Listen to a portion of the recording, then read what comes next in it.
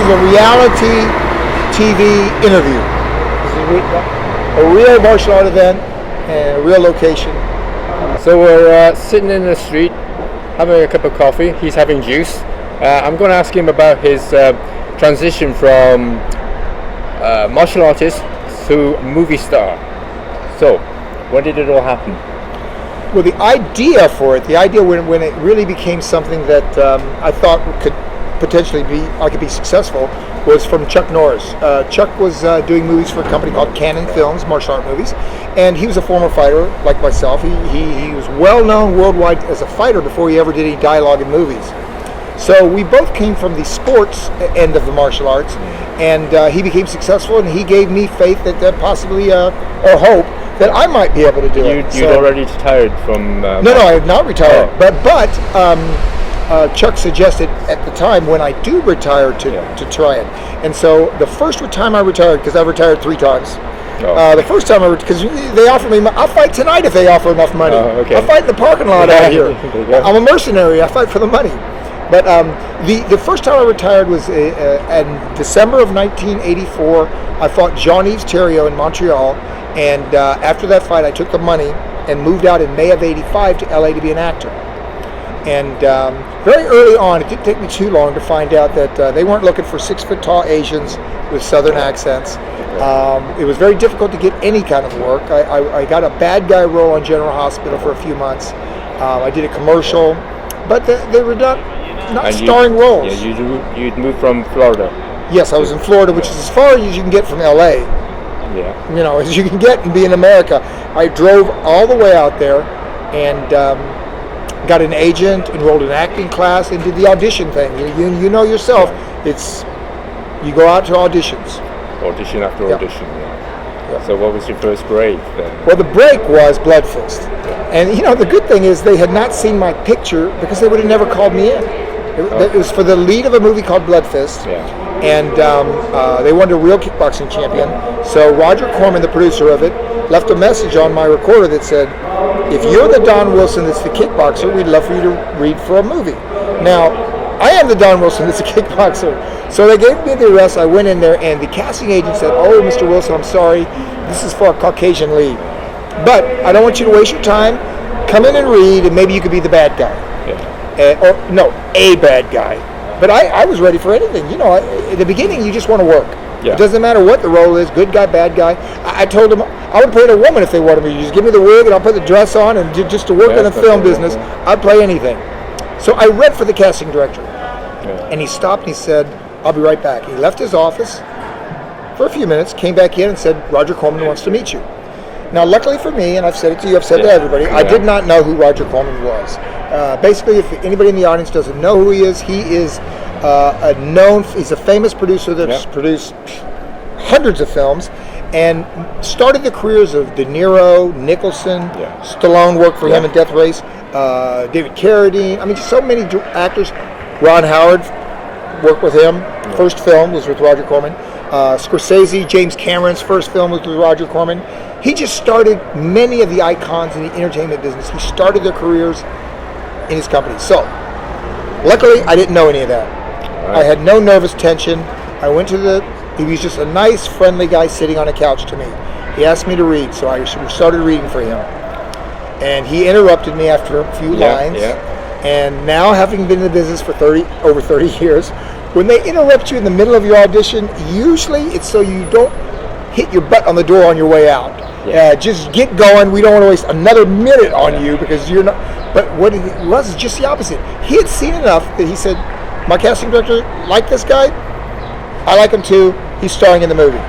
And at that time, Roger said to me then, he said, Don, you are going to do these martial art movies. You are going to, later in your life, you're going to do action films, all different kinds of action. He said much, much later, he said much twice, much later in your life, you're going to be a dramatic actor, famous all over the world. And here's the script, you leave in 2 weeks. I said that on the spot. Within minutes of meeting me, he said, I'm going to be a big star. And now I understand that he worked from the days of the studio system, which was they could meet an actor like you and they say, you know, he's got potential. get him an acting coach, get him a publicist, let's get him known to people. I want he calls 6 screenwriters, said, write me 6 scripts for this guy that he's going to be right for. And in other words, they created actors back in the old days. There are many of the actors who today are famous. Paul Newman, Clint Eastwood, Marilyn Monroe. Many of the actors in the older Hollywood started in the studio system. They were groomed to become stars. They didn't just. They were not just unknowns and then starred in a movie. They were brought up in a controlled way, paid weekly salaries, which I was. I was paid a weekly salary. A big question, everybody says, well, how much? It was $4,000 a week, which to me was all the money in the world. Believe me, Roger probably thought that was pocket change, to get an actor to sign, and I was not exclusive. Yeah. He probably wanted me to work for other companies because if they made good movies, it would help him. Yeah. So, think about it. If they made a little bit bigger budget than his, it only helps his movies. Yes. When you left that audition, how did you feel?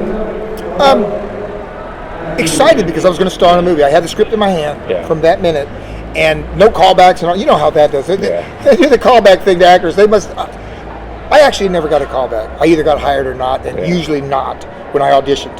But it's a lot of stress, right? Well, I was under no stress. I just knew I was leaving to star in a movie.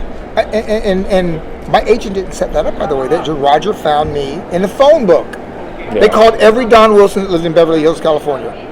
And there wasn't that many. I mean, it's a common name, but there probably could have been like 3. Okay. And he left the same message. And I was the only one that was a kickboxing champion. Yeah. But you didn't celebrate or? You know what? I was with my first wife then. Now, this is a little personal, but I don't try to hide my personal life. My first wife did not like the movie career thing. She did not like it. She read the script Blood Fist and said, if you do this movie, we're getting a divorce. Now, I had 2 choices. I could pack up my bags and leave LA and never be an actor because how can you control whether there's going to be a love scene in a movie? She read the movie and saw the love scene, and my first wife said, if you do this movie, we're getting a divorce. Now, I can say one thing about her without bleeping it, and that is she's a woman of her word. I did the movie, I came back, we got divorced. Wow. So you could say I gave up my marriage to be an actor. Oh, wow. But every guy who gets married, you better have a wife that supports your acting career, or a girlfriend or anybody around you, because it's tough enough to handle rejection and sacrifice and things. People have to sacrifice around you. When I have to go off in a movie, if I leave, I did a movie in Thailand. I was gone for a month. Well, my family has to sacrifice a certain degree. They don't see me for a month, so you have to have a companion or a mate or a partner in your life that understands what you have to sacrifice to be an actor. Like he's a very talented actor. If he makes a move to LA, everybody who comes with him is going to be sacrificing too. They're going to be living in the same place. They're going to see you and not see you based on going to acting classes and auditions and really there's still the business changes. Even though I've been in the business now, they claim my agent says I'm a recognizable name. So even though I am that, you still want the better roles. You still want to work with better directors. You want to do bigger budget movies, not for your salary. I want to be in a bigger budget movie because it's a better product. We can only do a certain amount with the budgets of my films, but if I can get cast in a bigger movie, the quality is going to be better. Yeah. So that's the hope anyway. So it's still a struggle for me, even after 30 years, and it's just a different struggle. A different type of struggle. It's like, what movies should I do? Which ones should I not do? Not, can I get a movie? I can get one, but it depends. It might be one that I'm hoping nobody does. In fact, I'm willing to pay people not to watch. So you remember how many movies he's made? Not really. I don't even keep track. I should write it down because everybody asked me that question. I said, I only know this. I was the star of 30 films. But I've appeared in other films. I do what they call cameos. I come in, I do one scene or so, and I'll do it. I will say this: sometimes the money is good. Yeah, the money's good, and because I have made more money to fly in one day and do a cameo in a bigger budget movie than I could work 6 weeks on the set, post production, 2 or 3 months. I could work for months on a film, my films, and get paid less than one day on a big budget film. Because they just have more money, and it's not their money too. You know, we always talk about OPM in the film, but it's other people's money. Yeah. It's not his. So if your agent can negotiate a little bit more. Yeah. Now you're going to television, aren't you? Well, I'd like to do the TV thing. You know, Chuck Norris went to TV and became a phenomenal success. I'm a big Chuck Norris fan, and I'm also consider him a friend because he's done many things for me that helped me, as well as just giving me the confidence to try the career as an actor. But he actually would go to my fights and he would announce them. He's done everything but work my corner. Let's put it that way. I've gone over to his house and filmed at his house promos for my fights because people, you know, Chuck Norris says, "Hey, watch this fight." Yeah, they watch. Well, they're more likely to watch it than if I said, "Could you please watch me fight this weekend?" You know, when Chuck Norris says it, people do it. Oh, right. You don't say no to Chuck Norris. And he had a little role for you, didn't he? In one. Walker, Texas Ranger. Yeah. Yes, and here's how this happens. So Chuck calls up. He says, "Don, I'm wrapping up Walker, and I'd like for you to come in and do a little scene with me." And I said, "Oh, great, Chuck." I said, "Send me the script." And he laughs. He said, "Don, you don't need to see the script. You're playing Don the Dragon Wilson. I'll just tell you what to say when you get here." And I laugh. Yeah, I'm playing Don the Dragon Wilson, so not a hard stretch for me. No. Yeah, I just have to remember what he told me to say, but you know, there still was a script. Yeah. But there was no stretching as an actor. Let's put it that way. But now you're attracting some interest from television, aren't you? Oh, for myself, yes. Luckily for me, Chuck knocked down the doors, which is this. No martial art actor before Chuck or after has translated his martial art audience into a television, national TV audience. Nobody's had a successful series and other paved than the way Chuck. for you. Right, he paved the way. And all I have to do is have a show that people want to watch, of course, you know. But it's been done before, and it's at least the networks could think of, let's do a pilot and see. You know, they have at least that much confidence. I'm not saying they would sign me for 4 years right off the bat, but I haven't done a TV pilot, but I would be more than willing you to want try. to produce your own TV pilot? Well, Chuck produced Walker. Yeah. And I have produced 16 films. I believe you go IMDb, there's 16 I get credit. The truth is, I co-produced probably all of them. Almost, not the first 2 or 3 because I didn't know the business. Yeah. But once I started producing, all the others I gave input on the casting, the script, and the editing. So even though I didn't take credit, I was doing the work of a producer. So I'm as experienced producing as I am acting, certainly. And of the 30 movies I starred in, they're all 30 moneymakers. Okay. So, do you think there'll be any problems doing TV? That'll be different from film. Well,